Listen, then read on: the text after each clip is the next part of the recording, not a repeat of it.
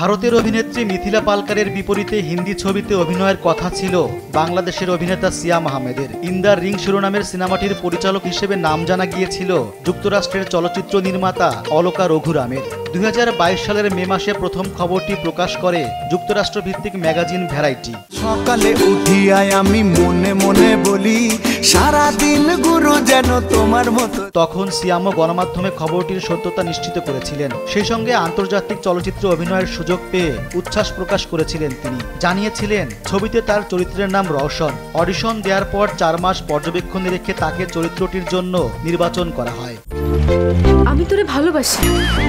আমার লগে প্রেম করব নায়িকা, তোর আমি ভালোবাসতে যাবো কোন দুঃখ। ওই সময় প্রকাশিত খবর অনুযায়ী জানা গিয়েছিল 2022 সালের ডিসেম্বরে কলকাতায় শুরু হবে সিনেমাটির দৃশ্য ধারণের কাজ। কিন্তু এর মধ্যে পেরিয়ে গেছে প্রায় 1.5 বছর, এখনো শুরু হয়নি শুটিং।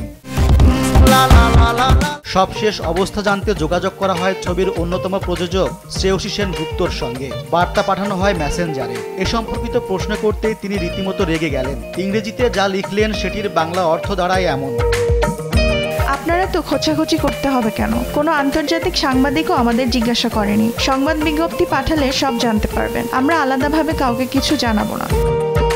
শ্রেয়সীর এমন ব্যবহারে খানিকটা আন্দাজ করা যায় সিনেমাটির ভবিষ্যৎ অন্ধকার। যদিও এর আগে সিনেমা সংশ্লিষ্ট একজন নাম প্রকাশ না করার শর্তে এমনই ইঙ্গিত দিয়েছিলেন। জানিয়েছিলেন সহসাই এর শুটিং শুরু হচ্ছে না, হবে কিনা সেটাও নিশ্চিত নয়।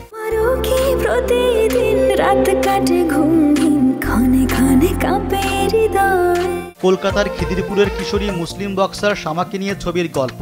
নারীকেন্দ্রিক সিনেমা হলেও এতে সিয়ামের অভিনয়ের সুযোগ ছিল বলে জানা গিয়েছিল তখন। এখন দেখা যাক শেষ পর্যন্ত হাক ডাক দেয়া এই সিনেমার শুটিং শুরু হয় কিনা। যদি হয় তাহলে সেটি হবে বাংলাদেশের এই নায়কের জন্য বড় প্রাপ্তি।